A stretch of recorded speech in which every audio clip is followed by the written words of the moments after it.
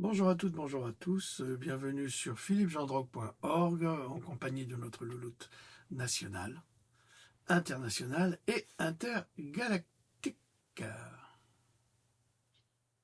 Alors, bonjour à toutes et à tous. Nous sommes le 27 juillet 2025 et aujourd'hui, attention, un article très intéressant, Et très riche. une conférence Une sur le sang. conférence.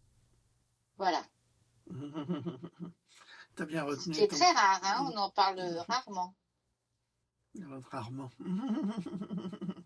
Oui, bon, allez. Allez, c'est parti. Alors, Mon kiki. les lives, pour moi, c'est terminé, vous l'avez compris, c'est fini, fini de perdre du temps, c'est pas grave. Je vous fais quand même une conférence sur le sang, c'est fondamental.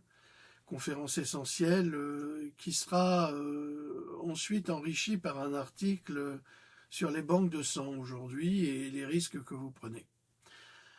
Il y a beaucoup de choses à dire sur le sang, mais il y a aussi un niveau de conscience à atteindre pour comprendre. Donc je salue les éveillés, il y en a. Je salue ceux qui sont sur le chemin de l'éveil.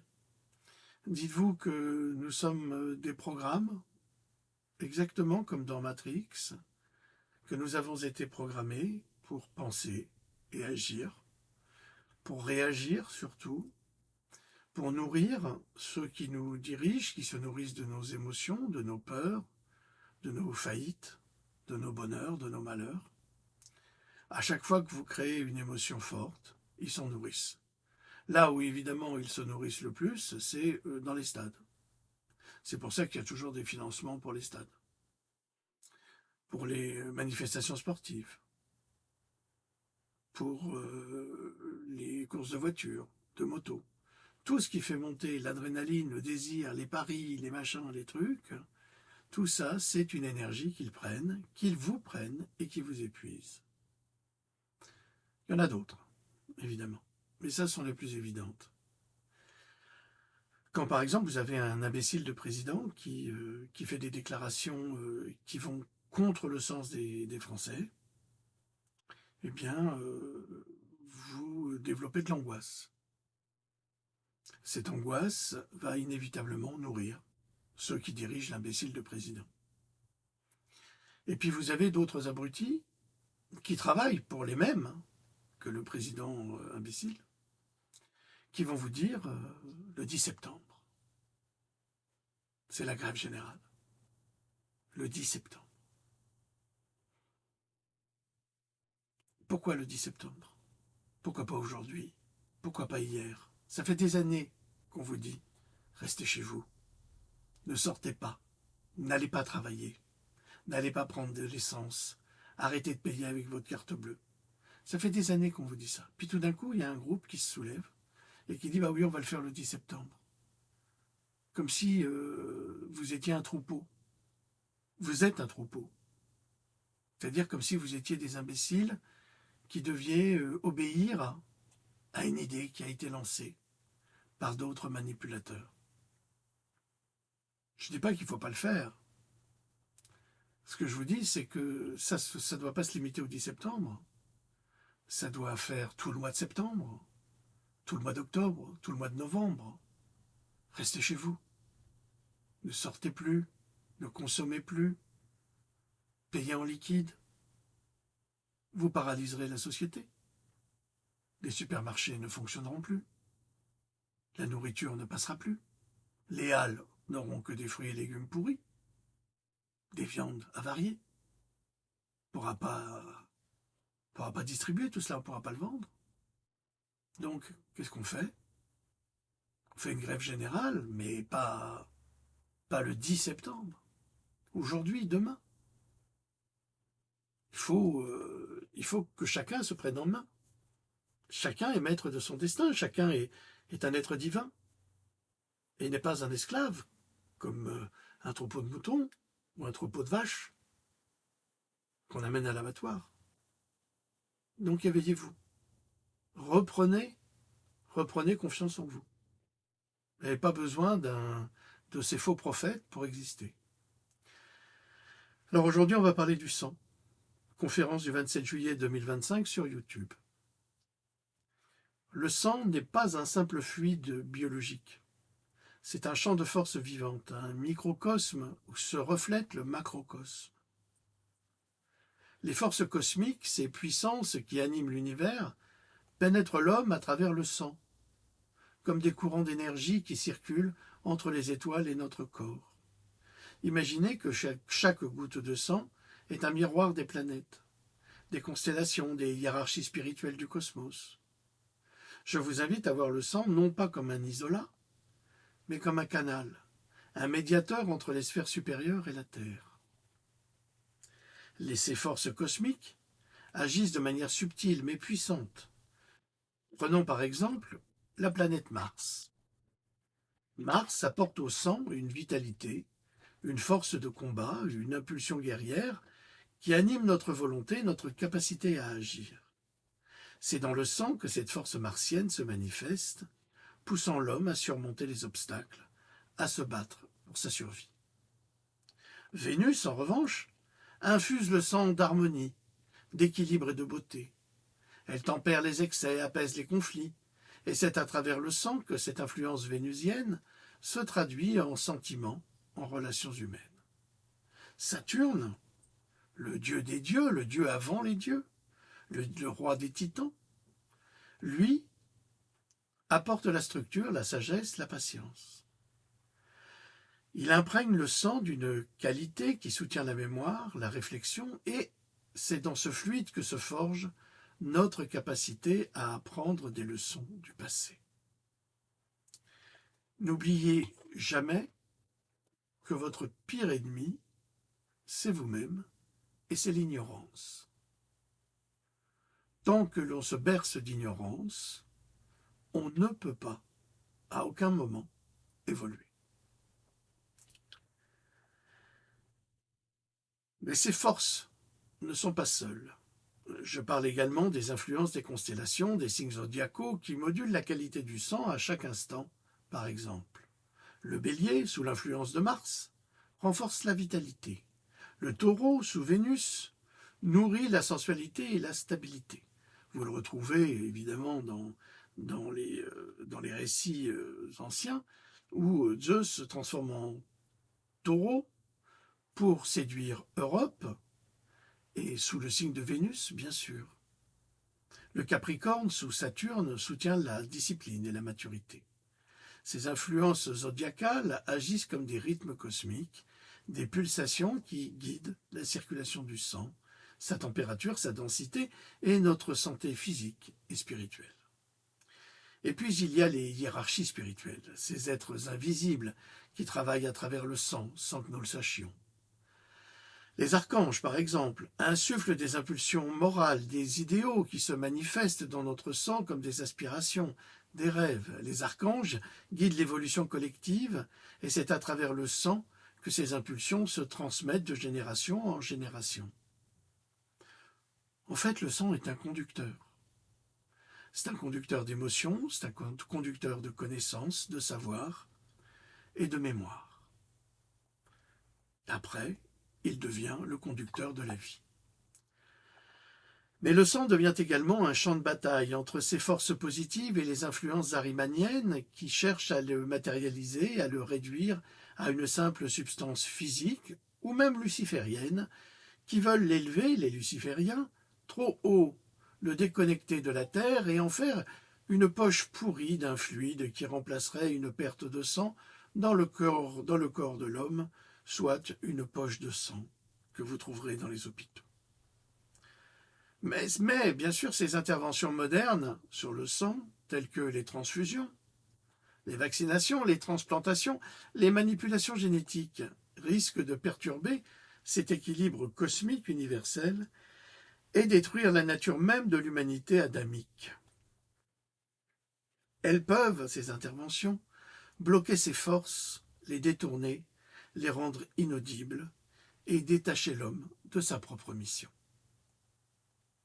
Prenons le témoignage sous serment du docteur Robert Sullivan lors d'une dernière séance au Congrès des États-Unis qui révèle la vérité derrière les injections d'ARNM. L'ARNM n'est pas seulement un vaccin, c'est une thérapie expérimentale comportant de graves risques.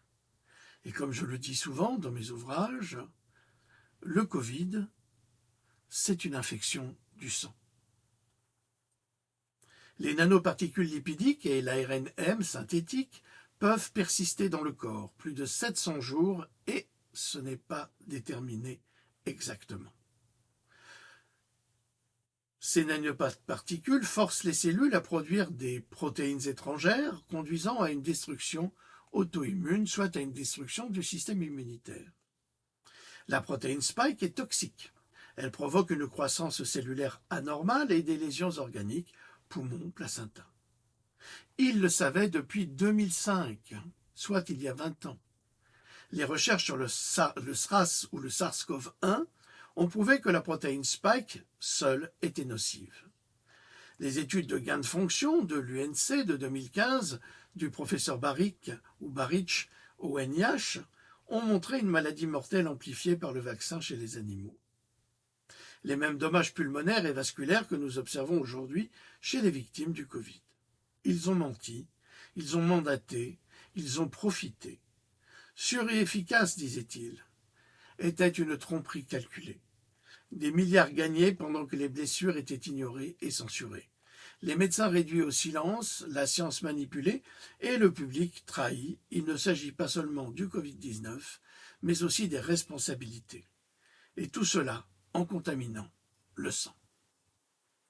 Par exemple, une transfusion sanguine peut introduire des impulsions étrangères, des égos étrangers qui vous pénètrent, des entités, mais surtout des maladies qui perturbent l'individualité spirituelle de la personne qui reçoit, qui est transfusée. De même, les vaccinations, surtout celles qui touchent au sang, comme les vaccins à ARNM, risquent de modifier ses forces cosmiques, séparer l'homme de sa connexion avec l'univers. En somme, les forces cosmiques agissent à travers le sang comme un langage silencieux, un dialogue entre l'homme et l'univers. Elles guident notre vie, notre santé, notre évolution, et c'est en comprenant, en respectant ce dialogue que nous pouvons nous élever, nous harmoniser avec les sphères supérieures. Le sang, dans cette perspective, devient un pont, un chemin vers l'illumination, un rappel que nous sommes des êtres cosmiques ancrés dans la matière, mais connectés à l'infini. Mais dès que celui-ci est sali, le corps oublie jusqu'à son origine cosmique. Nous devons accepter de voir le sang comme une vision métaphysique des forces cosmiques agissant à travers celui-ci. Je considère ce sang comme le siège de l'ego, l'élément qui distingue l'homme des autres êtres vivants, où les influences spirituelles et cosmiques se manifestent. Le sang est le lieu où l'âme individuelle s'exprime physiquement et où les forces planétaires et zodiacales agissent. Ces influences sont subtiles mais constantes, modulant la circulation, la température et la qualité du sang. Ces éléments sont des rythmes cosmiques qui guident l'évolution humaine. Ces idées s'inscrivent dans la cosmologie anthroposophique, où chaque planète correspond à une hiérarchie spirituelle et à une phase de l'évolution cosmique. Tant que l'on considère le sang comme une denrée monétisée, c'est ce qui se passe lorsque vous allez donner votre sang, parce que ce sang est stocké dans des poches, et ensuite il est revendu. Évidemment, vous n'en bénéficiez jamais. Tout comme les organes, on vous les prend, votre famille n'en bénéficie jamais, c'est l'hôpital qui va toucher 5 millions, 10 millions, 15 millions. On influence des pratiques comme la transfusion dans la médecine, dans cette médecine allopathique, alors que la médecine anthroposophique cherche à harmoniser ses forces cosmiques à travers des traitements naturels et spirituels. Par exemple, les rythmes de vie alignés sur les cycles cosmiques pour maintenir l'équilibre du sang et l'idée que ces actes risquent de perturber les forces cosmiques séparant l'homme de sa connexion spirituelle avec le divin. Le sang, c'est le canal des forces cosmiques, un lieu où se joue l'évolution de l'humanité. Qu'est-ce que c'est que le sang pour les chrétiens?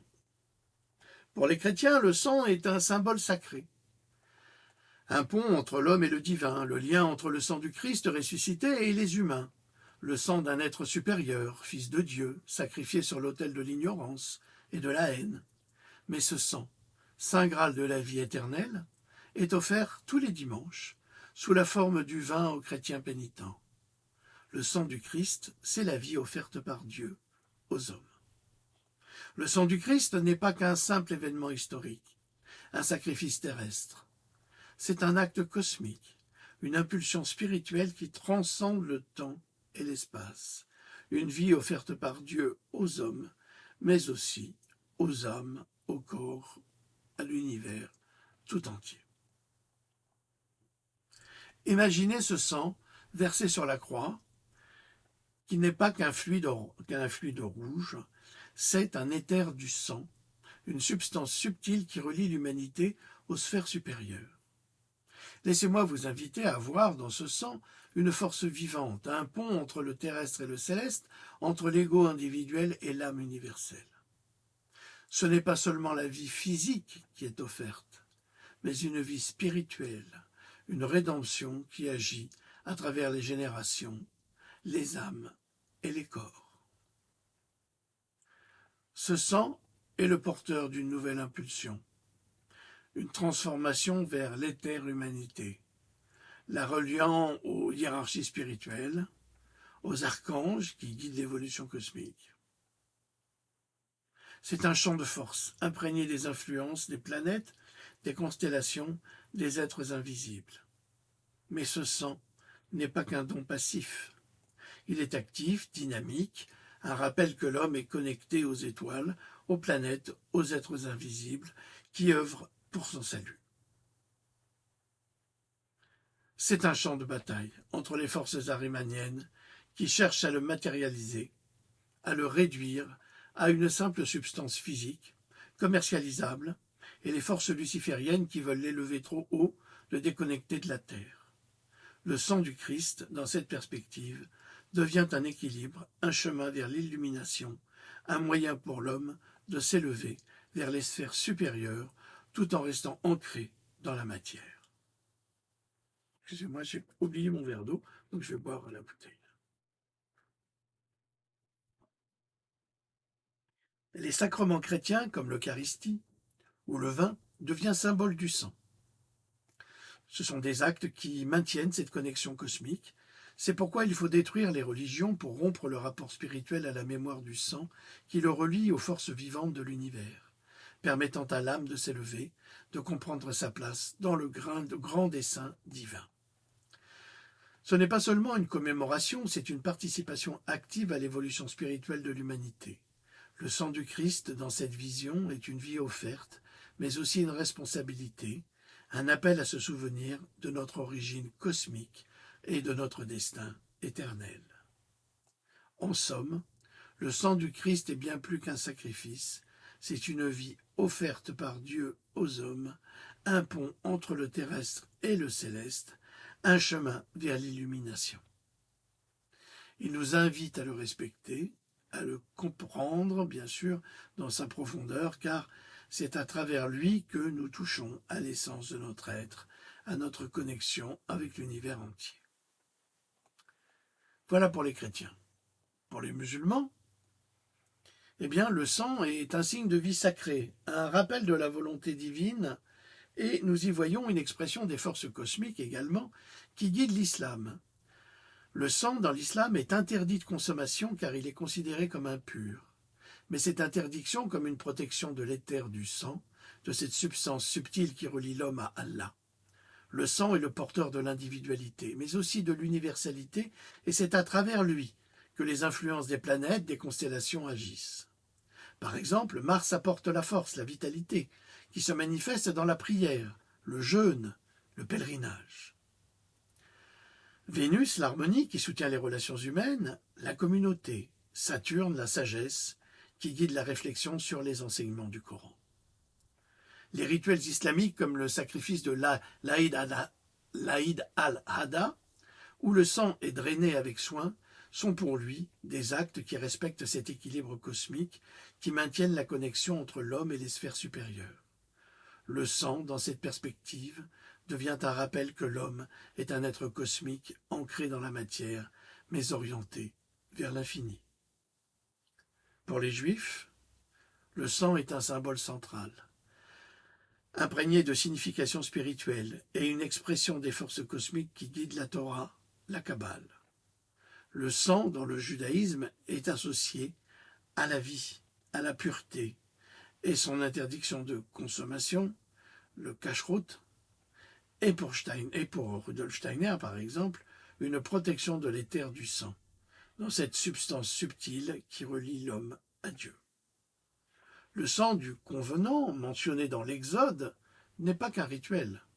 C'est un acte qui éthérise le sang, qui le relie aux sphères supérieures. C'est un champ de force vivante, imprégné des influences des planètes, des constellations, des hiérarchies spirituelles.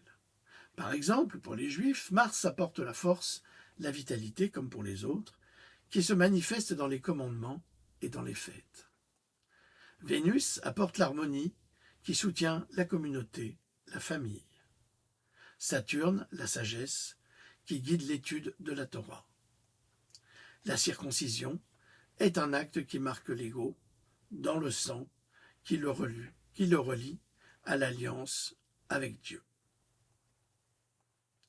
Les forces arimaniennes et lucifériennes agissent aussi à travers le sang, cherchant à le détourner de sa voie.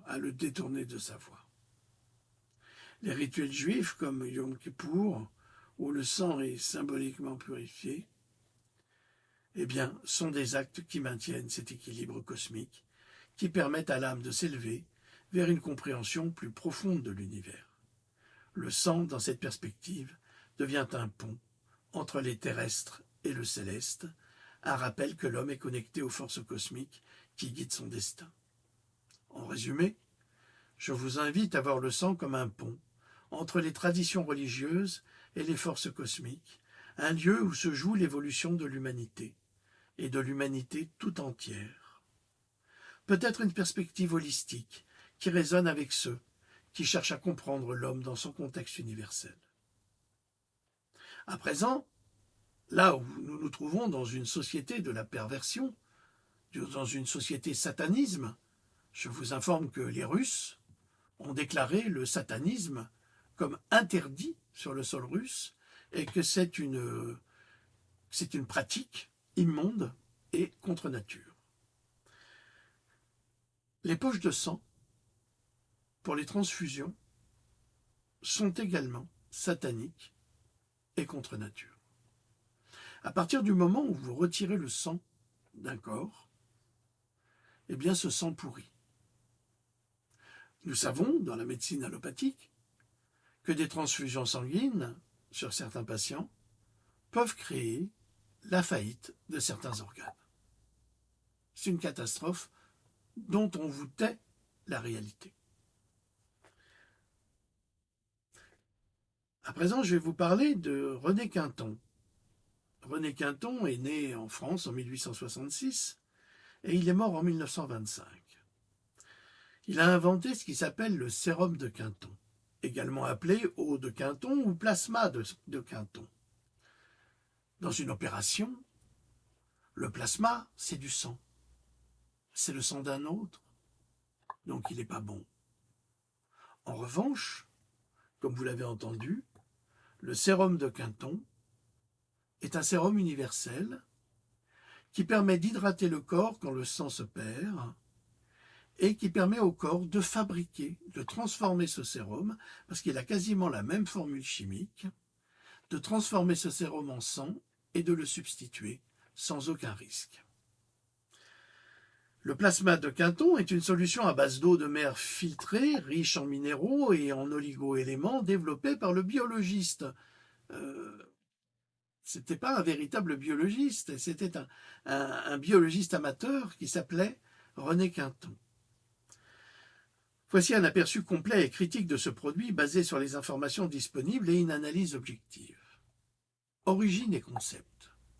René Quinton, physiologiste et biologiste, autodidacte, a élaboré une théorie selon laquelle la composition de l'eau de mer est très proche de celle du plasma sanguin humain, notamment en termes de minéraux et d'oligoéléments comme le sodium, le magnésium, le calcium, le potassium, le zinc, l'iode, etc.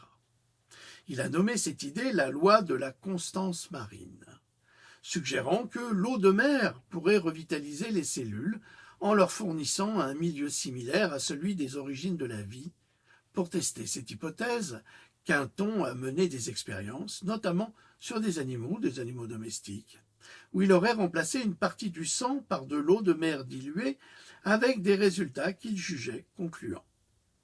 En 1907, il a ouvert des dispensaires marins à Paris pour traiter des maladies, notamment chez les enfants atteints de choléra ou de troubles nutritionnels en utilisant des injections de plasma marin.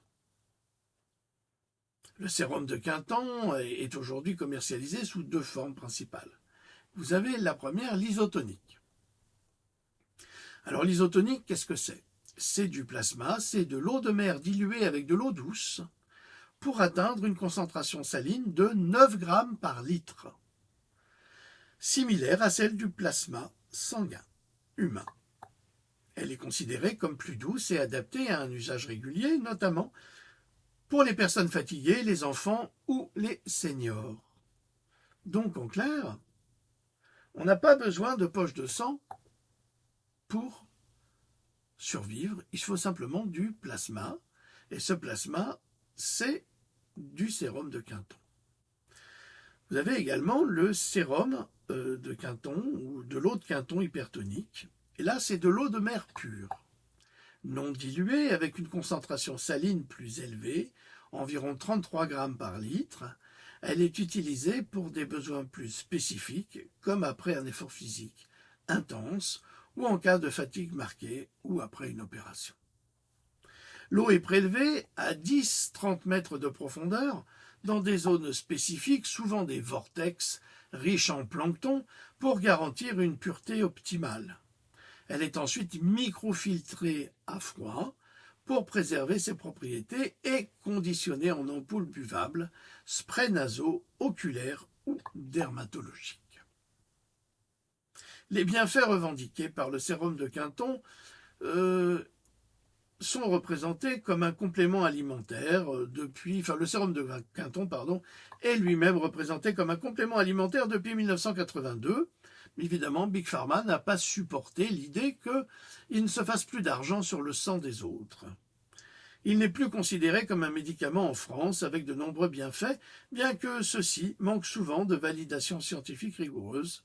Voici les principaux effets attribués. Enfin, vous imaginez bien que comment un commerçant qui obtiendrait une ressource de la part d'une population qui demanderait en échange à peine un sandwich, 2 tranches de pain et une tranche de jambon ou de viande ou de n'importe quoi, et le revendrait 100 fois plus cher. Quel intérêt?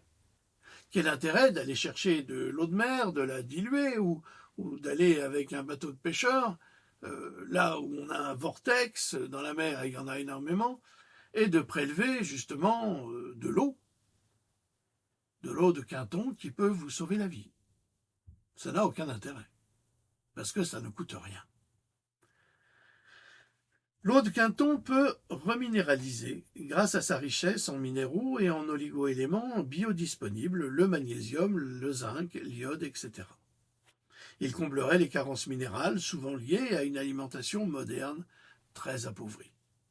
Fatigue et stress. Il est recommandé pour lutter contre la fatigue physique ou mentale, le stress ou la déprime saisonnière, notamment grâce au magnésium qui soutient le métabolisme énergétique et le système nerveux.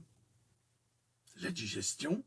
La forme isotonique favoriserait la production d'acide chlorhydrique dans l'estomac, améliorant la digestion.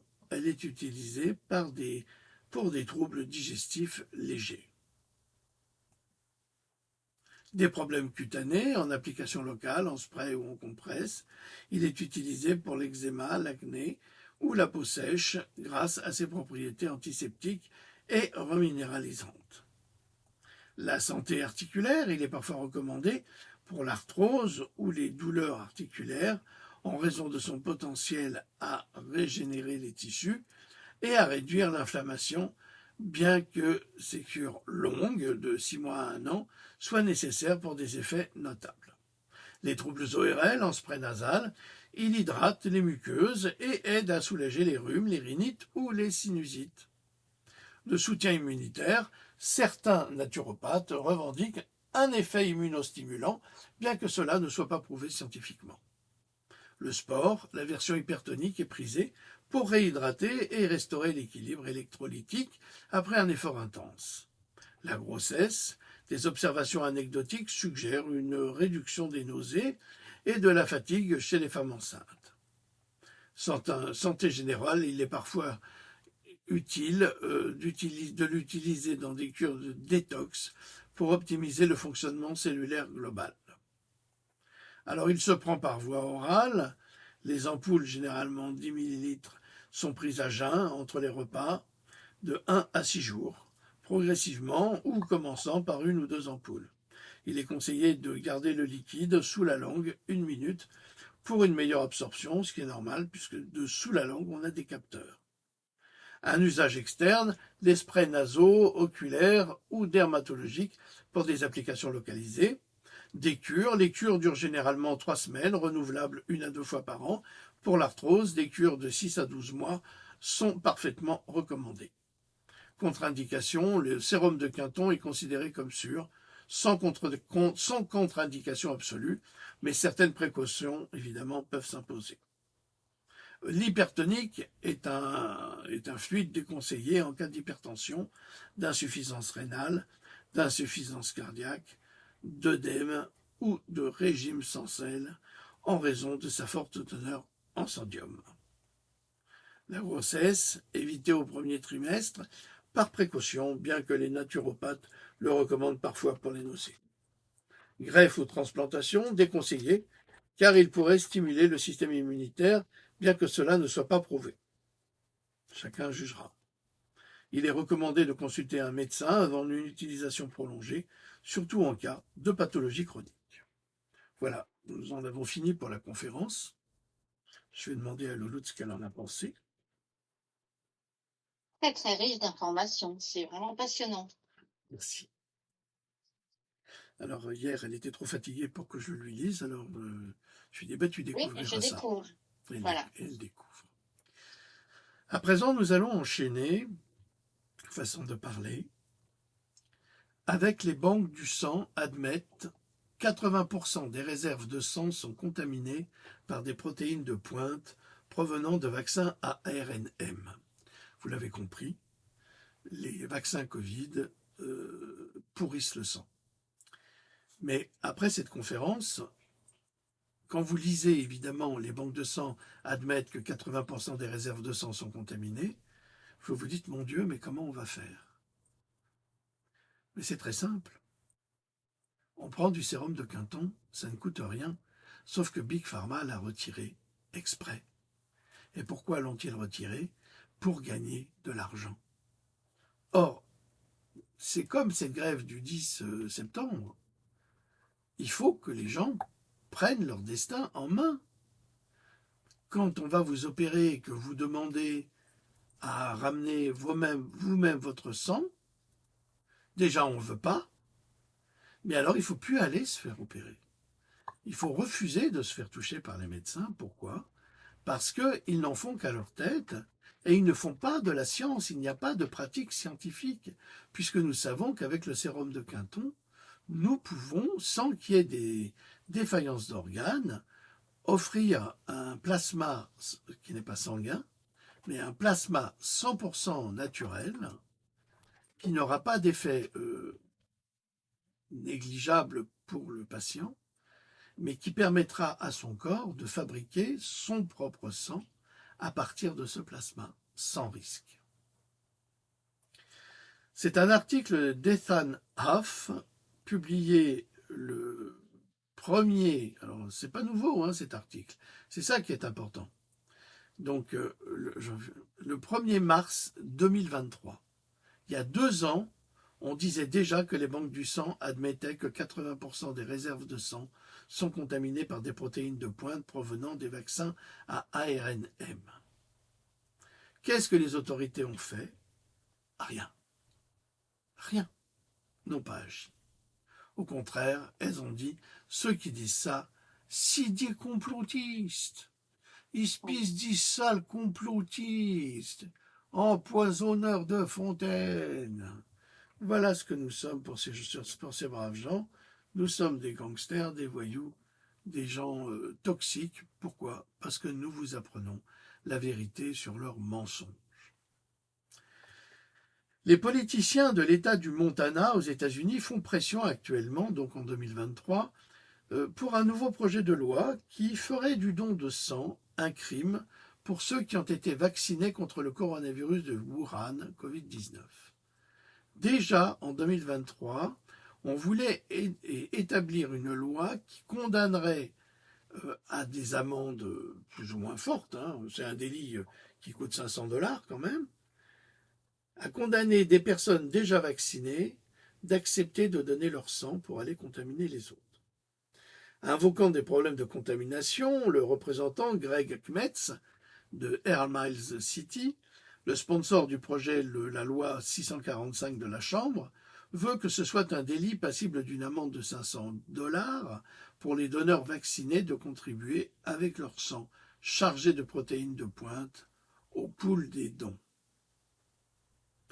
Le projet de loi HB 645 interdirait également aux personnes ayant reçu un diagnostic de Covid long, médicalement défini comme des séquelles post-aiguës du SARS-CoV-2 dues à une infection virale chronique par le SARS-CoV-2, de donner du sang dans le Montana. C'est strictly verboten. Ja. L'approvisionnement en sang du Montana pourrait être réduit jusqu'à 80%, ce qui entraînerait des conséquences néfastes pour les patients, notamment des décès inutiles et inadmissibles, a déclaré Cliff Newmark, vice-président principal de l'association de collecte du sang Vitalant, à propos de l'impact potentiel de cette législation. La plupart des banques de sang ont déjà du mal à répondre à la demande et une réduction de 80% de l'offre disponible dans le cas où le projet HB 645 serait adopté ne ferait qu'empirer les choses, en tous les cas pour cet État. Malgré ce sinistre constat sanitaire, Biden continuait à cette époque à pousser les Américains à prendre des injections de rappel sans fin pour que leur niveau de protéines de pointe dans le sang reste aussi élevé que possible.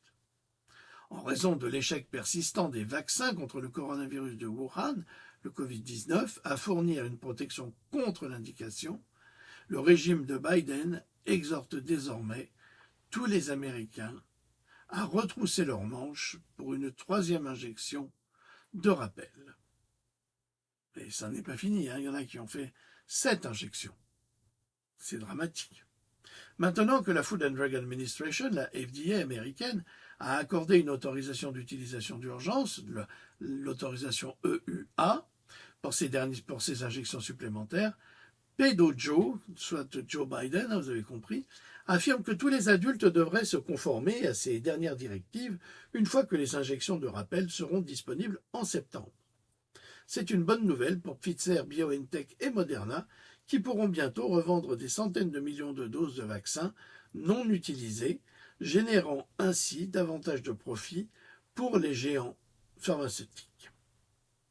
Ceux qui reçoivent la 3e dose se voient promettre une protection durable contre le variant Delta, qui, selon les médias grand public, monte en flèche dans tout le pays, et en particulier dans les zones rouges qui ont tendance à être plus hésitantes. Les autorités sanitaires américaines affirment que les rappels offriront une protection légèrement accrue, maintenant que l'effet des 2 premières doses est probablement épuisé. À terme, une 4e, puis une 5e, t'as qu'à croire, et ainsi de suite seront probablement disponibles. Ah là là, qu'est-ce que c'est miraculeux ces injections. Les dernières recherches scientifiques sur le vaccin Covid, le 23 septembre 2021, nous dit-on à présent, suggère que les vaccins n'offrent pas de protection durable contre les germes chinois, d'où la nécessité de rappels réguliers, un peu comme un vaccin annuel contre la grippe. Le Montana ne veut pas donner le sang contaminé aux gens, non, mais il va falloir qu'on reprenne cet article parce qu'il y a eu une toute petite faute qui a son importance. L'aveu de Newmark concernant la réduction de 80% du sang propre disponible est basé sur des statistiques du Montana, montrant que 4 résidents sur 5 qui ont reçu au moins une injection d'un vaccin contre le Covid depuis le lancement initial de l'opération Warp Speed. En d'autres termes, la plupart des habitants du Montana ont du sang contaminé et ne seraient plus autorisés à le partager avec des patients qui en ont besoin. Il en va de même dans d'autres États où le taux de vaccination était élevé. Le Montana, c'est là où vous trouvez le grand parc de Yellowstone. J'en profite pour vous rappeler la sortie de mon livre Évlan.